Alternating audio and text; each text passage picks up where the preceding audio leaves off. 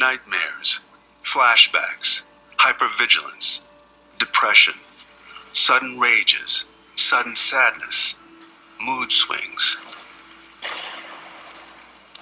Once, the public knew little about post-traumatic stress disorder. It was seeing what happened to our soldiers in the terrible trauma of war and the anguish that followed them home, disrupting their physical and mental health and affecting loved ones, that brought the term PTSD to public awareness. But we know now it's not just our soldiers whose lives can be overwhelmed by the symptoms of PTSD. Young people living in impoverished urban neighborhoods across America too often suffer through similar stressors. The first time I got shot, thought I was gonna really die. And I looked, and it was actually a body in the street. And for my kids to see that. It happened so fast. They messed up my whole life. I have high anxiety, and I just feel paranoid all the time. For the young people in the inner city, we actually see the full-blown syndrome of post-traumatic stress disorder, or PTSD. Every bit the same syndrome that we see in returning combat veterans from places like Iraq and Afghanistan. Children and young people growing up in pockets of concentrated poverty can often be exposed to violence, personal conflict, extreme anxiety, and other adversities as disturbing as some war zones. If we believe that behaviors are shaped out of experience, and we know that's how the brain develops, then we should expect that people will behave based on their experiences. And they sometimes are reacting because those experiences were traumatic. If these young people have been harmed or injured by the stress in their lives, then what they really need is healing. We have two choices. We can ask ourselves, what's wrong with this person? Or we can ask, what happened to this person?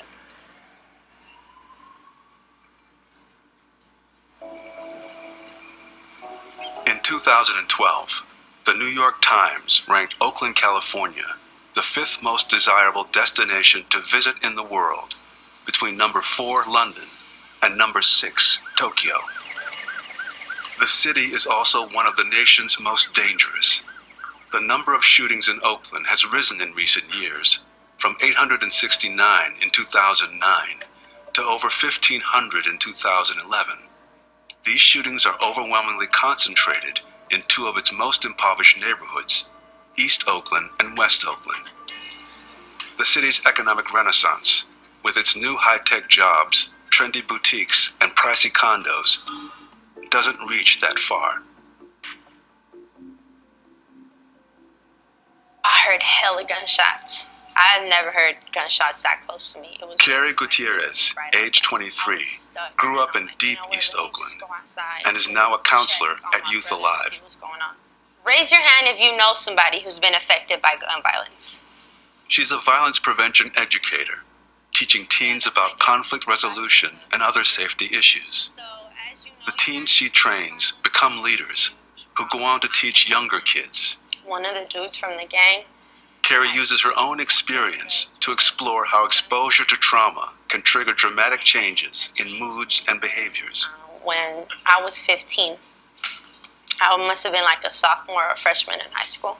It was when I saw my brother get shot in the head. He was a gang member.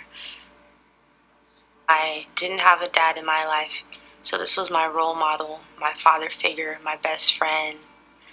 He had a huge bullet hole in his head. And I put my hand on the, hole, and hella blood was just coming out. And the blood was so warm. Like, I vividly remember that.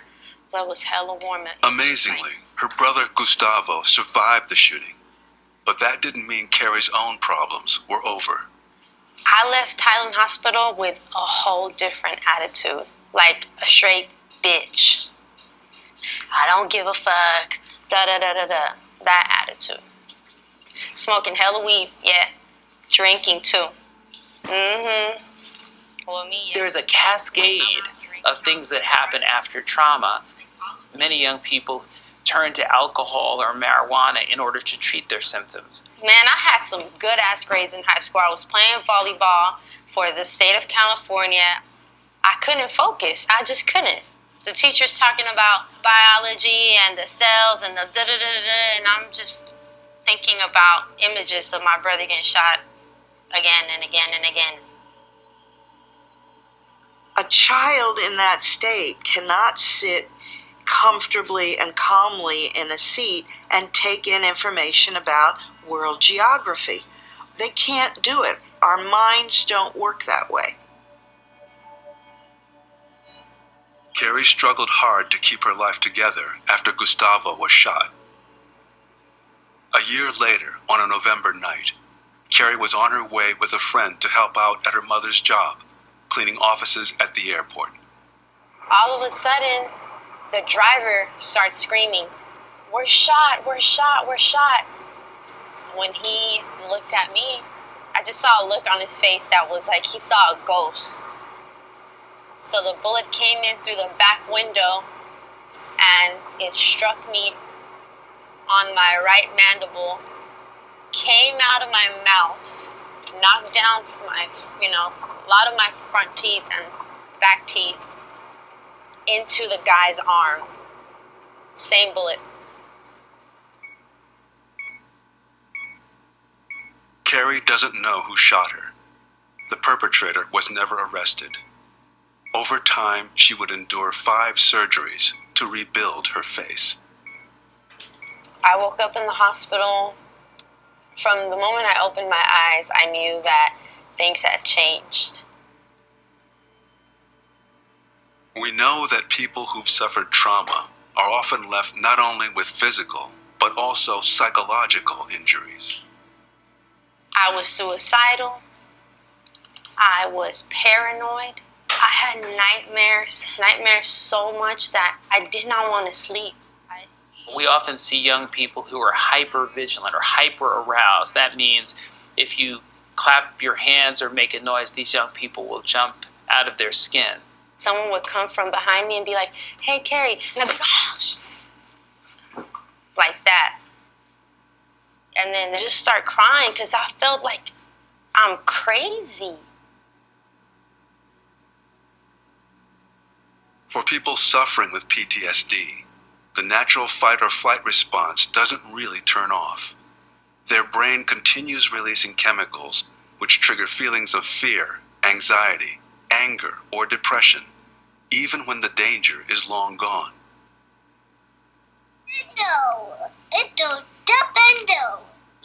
Across town, 23-year-old Antonio Carter also suffers with similar symptoms of trauma, brought on by a pileup of adversities, though getting shot himself wasn't one of them. Where the cars at? The city fell, Tony. It fell? Yeah, gotta pick it back up. The problems came on early. Cancer took his mother when he was 12 years old. And my dad, we asked him to take care of us, but he couldn't do it. With us not having a father figure around, it was like life or death, every man for themselves, you know what I mean? Now, mostly on his own, without trusted adults to help him, Antonio found tensions in the neighborhood could be overwhelming. We were sitting together and we were all in a circle, and then my other friend started arguing, and my other friend just pulled out a gun and shot him right there, right in front of, right here. I was just looking make it bigger then. How big are you gonna make it then? After seeing so much blood and so many people dying for so long, it only makes you crazy. Today, there are new worries, like completing his emergency medical technician certification and keeping 2-year-old Tony Jr. safe in the same Oakland streets. Right now, I don't even let him go outside to the front to play in the front yard because I know what could happen. One of my worst fears is like walking down the street with my son, you know what I mean? Like, then all of a sudden, like, shots just start. I wouldn't know what to do if I lose him because, like, him and his mom, he's all I got. As it turns out, such worry over safety is only one of an unending stream of stressors which many young people and children face.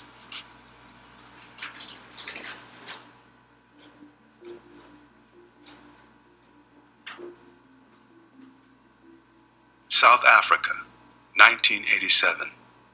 Psychologist Jill Straker was struggling to describe the traumatic stress and adversity faced by black townships under apartheid.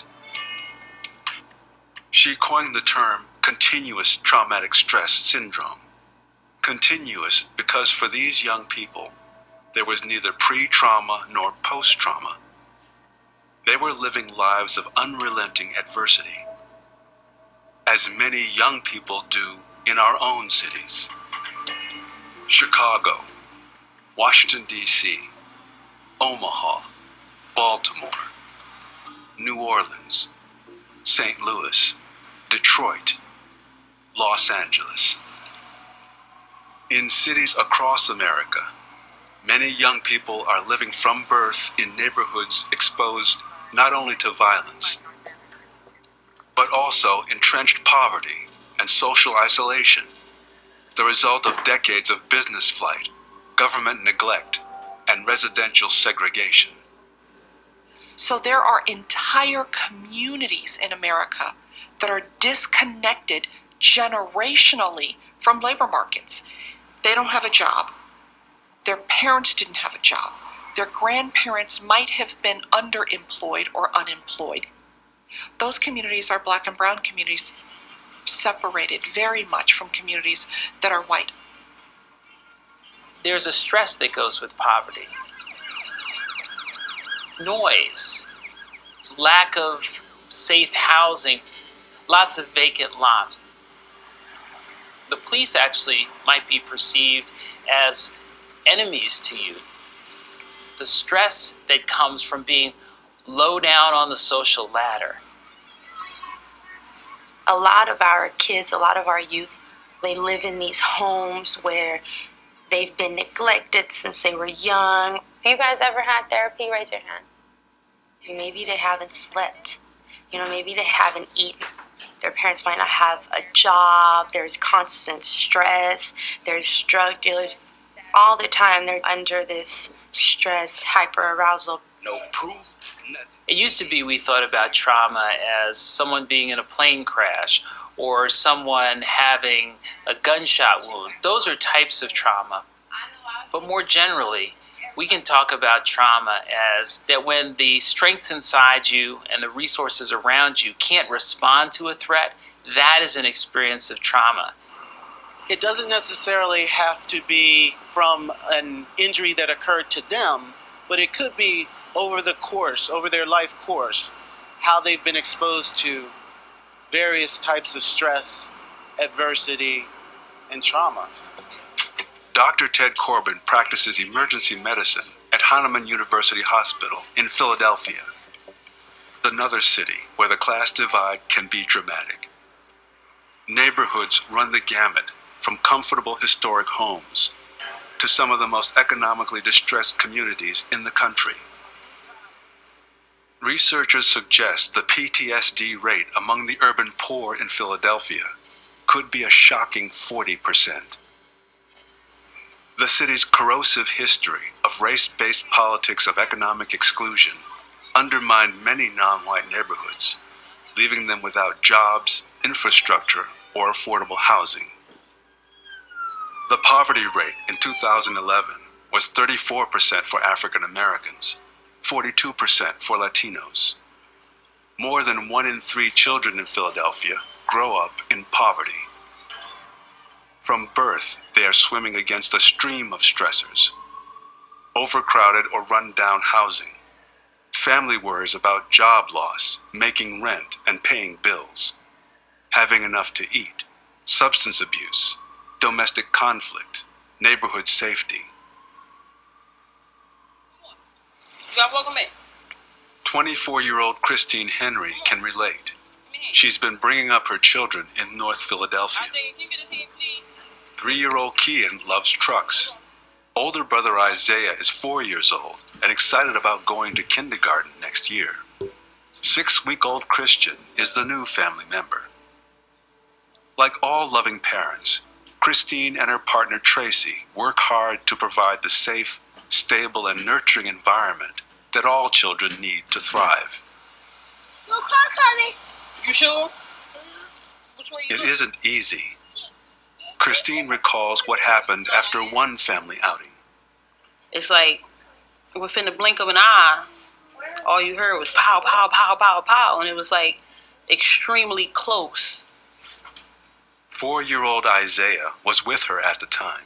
I grabbed him. I actually hid him, and I used myself to cover him. So I did everything in my power to keep his eyes away from it, to keep him away from it, to cover his ears, everything, to just try to take some of that fear away from him, because instantly he just tensed up. When we finally got into the home and everything was over and everything was done with, he was really scared. He didn't want anybody to touch him. After the incident, Christine went to 11th Street Family Health Services for help. It's her North Philadelphia Health Center, serving a sometimes dangerous neighborhood. What? Gotta go. At 11th Street, social worker Aisha Coulson Walters was able to provide Christine with counseling and support. Brother's the only one you listen to. Aisha could also see the incident had affected Isaiah. He was crying, he would get angry, he just seemed fearful. He would jump, he would, have moments of hesitation and just look like he was afraid. But how many of our children grow up facing similar stressors? On the same side of town, Dr. Dan Taylor recounts a study of 7-year-old children exposed to street violence. He practices at St. Christopher's Hospital for Children, serving residents in this North Philadelphia neighborhood. 75% of those 7-year-olds heard gunshots in this neighborhood. 61% of those kids, 7-year-olds, were worried that they would get shot and kill themselves. And now, incredible, 10% of kids in this neighborhood saw a dead body, someone being shot or stabbed. Some people talk about post-traumatic stress disorder, but unfortunately in a lot of these families, there is no post. It's continuous, it's always there. It's on the street, it's in the home. We have a lot of mothers who don't let their children ever outside because of the stress and the potential danger outside. We have some moms who even say, I let my kid play on the block, and then we say up and down the block, and she says, no, just on the block of cement in front of my house. I don't let them go anywhere else.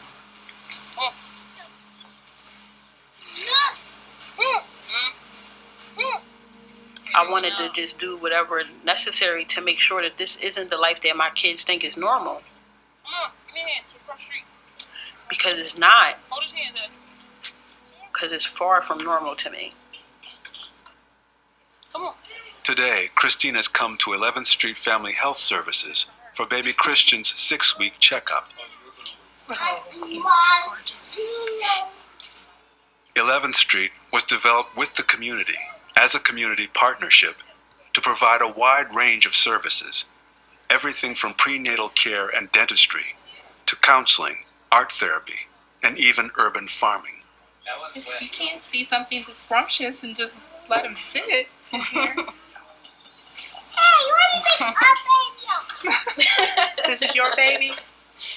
Yeah, the one you put that baby up. Isaiah has become very protective of his middle brother as well as his younger brother, and wanted to make sure everybody who was interacting kind of knew, listen, I'm their bodyguard.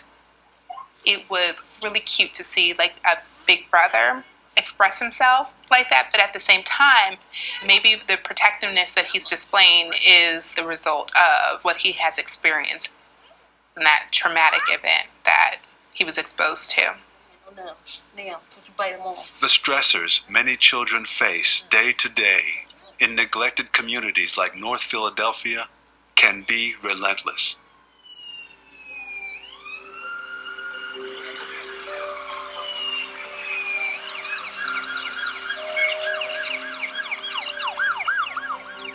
We can really manage a lot of stressors.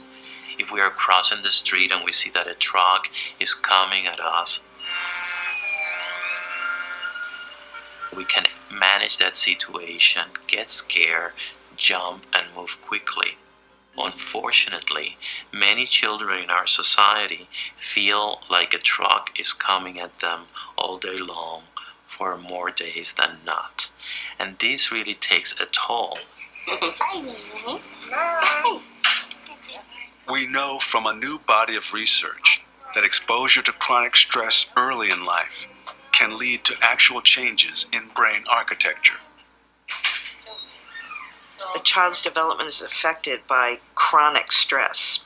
The impact of the chemicals that are released as a result of stress, that kind of unrelenting drip, drip, drip that affects then the way the brain develops. So language functions, the ability to think clearly, the ability to focus, to organize thoughts, all of that is being laid down in very early childhood. When a child is exposed to toxic stress, then the brain is not connecting the way it should. Especially toxic for children can be exposure to conflict or violence in the home. I remember having a little 2-ish, 3-ish year old child who was hitting their baby doll. Well, they didn't make that up. Even if they weren't in the room when the domestic violence occurred and when the physical violence occurred, they still feel those effects very, very deeply. They are perceiving the world as dangerous all the time and defending against those feelings by becoming aggressive. They may have the history of what happened. They may have feelings about what happened, fear, sadness, anger. They may have no words for these feelings.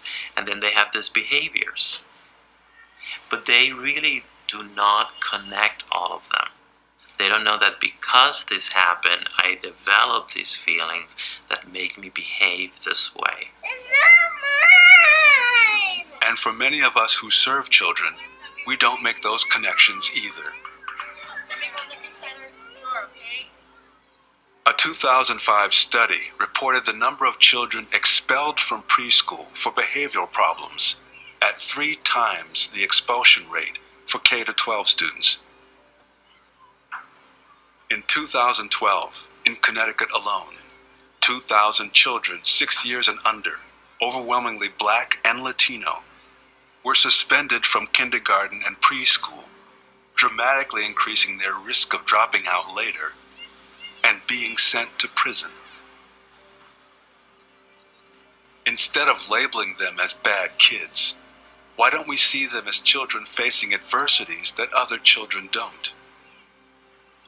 Why are we re-traumatizing young people who are already traumatized? We've become so blaming that whenever somebody strays, it's their fault and they should be punished. In the mid-90s, Doctors Vincent Felitti and Robert Anda published groundbreaking research assessing the links between childhood adversity and adult health and well-being. In the original Adverse Childhood Experiences study, known as the ACE study, 17,000 mostly white, mostly middle-class adults were asked about 10 different types of childhood adversity. When you were a child, were you physically or psychologically abused by parents? Did you live with someone who abused drugs? Were you neglected? Was there domestic violence? Did anyone go to prison? Was someone in your home mentally ill? Respondents were assigned 1 ACE for each of the 10 types of adversity experienced. Surprisingly, more than 1 in 5 of this mostly middle-class population reported 3 or more ACEs.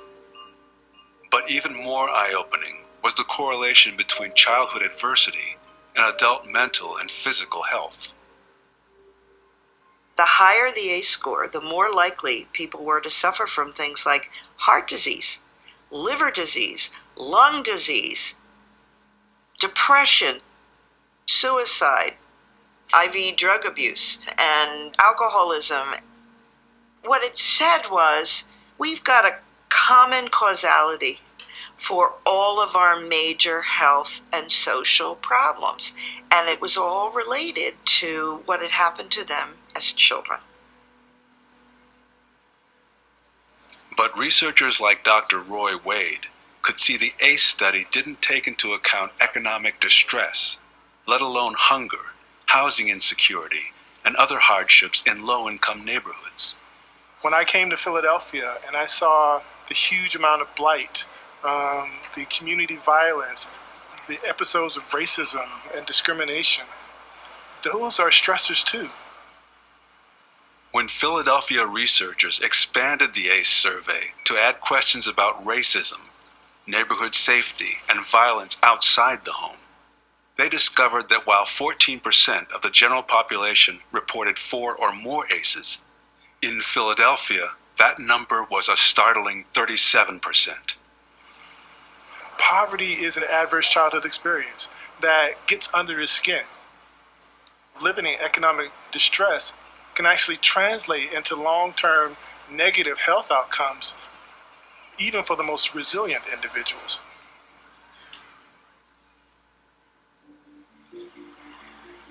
Across the country, physicians, therapists, teachers, and even some police departments and prosecutors are recognizing how acknowledging trauma as a form of injury opens up the path to healing.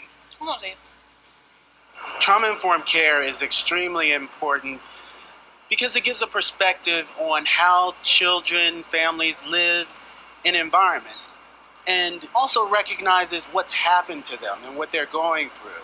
They may have been profoundly affected in ways that help to explain a lot of what the person is struggling with today. Well, as you guys know me, I've been through a lot of violence. I could have been dead when I was 16 years old.